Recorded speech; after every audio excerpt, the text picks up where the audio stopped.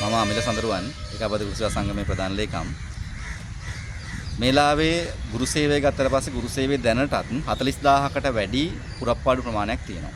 40000කට වැඩි මිසක් අඩු නැහැ. ඒ වගේම අපි දන්නවා 88 ඉඳලා 88 89 93 වගේ කාලය තුල බඳවගත්තු ගුරු සේවයට බඳවගත්තු 50000කට අධික ප්‍රමාණයක් ගුරු සේවය තුල දැනට ඉන්න ඕන් වසර 30ක සේවා කාලය සම්පූර්ණ කරනවා. ඒ වගේම වසර 60 සම්පූර්ණ වෙලා විශ්‍රාම යාමට නියමිතව ඉන්නවා.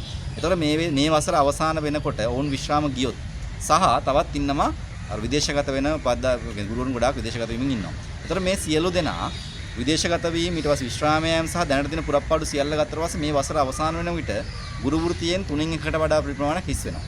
ආසන්න වශයෙන් ගත්තොත් ලක්ෂයට ආසන්න ප්‍රමාණයක් හිස් වෙනවා. එතකොට මොවුන් මේ ගුරු වෘත්තිය තුල මේ පිරිස කොහොමද මේ කව කරන්නේ? එහෙනම් කොහොමද මේ පිරිසගේ අඩුව සම්පූර්ණ කරන්නේ? ඒතර අපිට ආණ්ඩුවට තියෙන යෝජනාව තියෙන්නේ මේකේ ප්‍රමුඛ යෝජනාවක් තියෙනවා.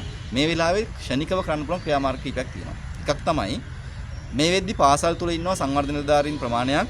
ඔවුන් පාසල් තුල ඉගන්වීමේ කාර්යයක නිරත වෙමින් ඉන්න නිලධාරීන් ප්‍රමාණයක්.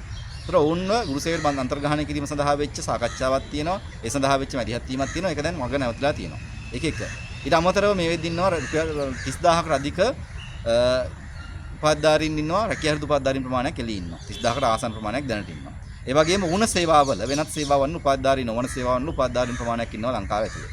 ඒ වගේම අධ්‍යාපන වේදී උපාධාරීන් ඉන්නවා දැනට විවෘත විශ්වවිද්‍යාලය, පෙරදින විශ්වවිද්‍යාලය සහ කොළඹ විශ්වවිද්‍යාලයෙන් අවුට් වෙච්ච අධ්‍යාපන වේදී උපාධාරීන් ප්‍රමාණයක් ඉන්නවා. ඒ නිසා අපි කියන්නේ මෙන්න මේ කට්ටිය පාසල් තුල ඉන්න සංවර්ධන නිලධාරීන්, ඒ වගේම කාර්යාලගත සංවර්ධන නිලධාරීන්, ඒ වගේම රැකියා විරුද්ධ උපාධාරීන්, ඒ වගේම වුණ සේවාවල ඉන්න උපාධාරීන්, ඒ වගේම අධ්‍යාපන වේදී උපාධාරීන් මෙන්න මේ කොට්ටාශ ටික එකතු කරලා විශේෂම අධ්‍යාපන වේදී උපාධාරීන් ගත්තම උන් කෙලින්ම ගුරු සේවයට බඳව ගන්න පුළුවන්.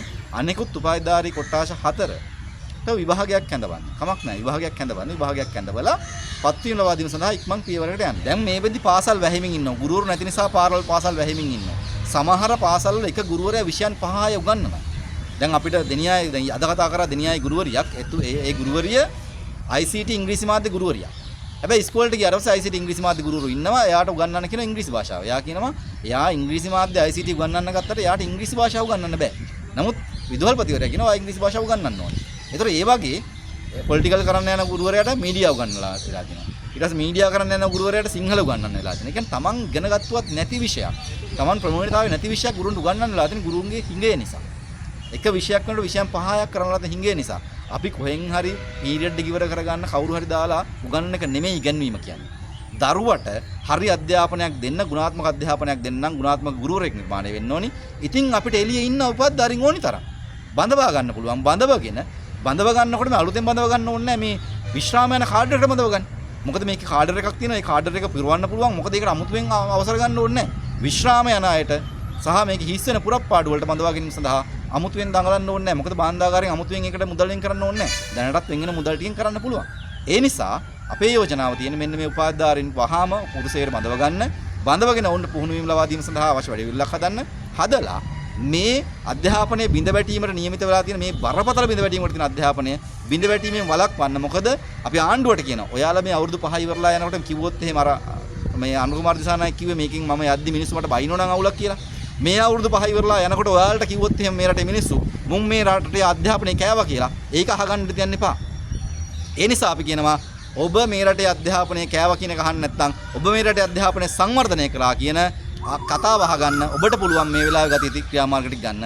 ඒ වෙනුවෙන් මැදිහත් වෙන කෙනෙක් ඉල්ලීම තමයි අපිට තියෙන්නේ. මේක අමුතු වෙන කොහෙන් හරි ගේන්න ඕනේ දේවල් නෙමෙයි. මේ මහ පොළොවේ මේ වෙලාවේ පේන්න තියෙන උත්තර. මේ වෙද්දි ගුරු විභාගයේ සමත් රැකියාව විරහිත උපාධාරීන් 15000ක් ඉන්නවා කියලා කියන ඔවුන් වෙන වෙන ශේෂ්ඨවල රැකියාව වලට ගිහිල්ලත් තියෙනවා. නමුත් මෙතන නිශ්චිතවම ගුරු විභාගයේ සමත් නමුත් ගුරු වෘත්තිය බඳවා නොගත් පිරිස ගත්තම සංඛ්‍යා ලේඛන වලින් 15000ට ආසන්නයි. ඒතර ඔවුන් අලුතෙන් විභාග තියන දෙයක්වත් නැහැ. ගුරු විභාගයේ සමත් සම්මුඛ පරීක්ෂණ වලට සමහරව ගිහිල්ලා තියෙනවා. දැන් බස්නාහිර පළාත ගත්තොත් ඔවුන් සම්මුඛ පරීක්ෂණ වලට ගිහිල්ලා තියෙනවා. ඒතර ඔවුන්ව බඳව ගන්න කිසිම බාධාවක් නැහැ. මොකද පුරප්පාඩු තියෙනවා. ඔවුන් විභාගයේ සමත් වෙලා තියෙනවා.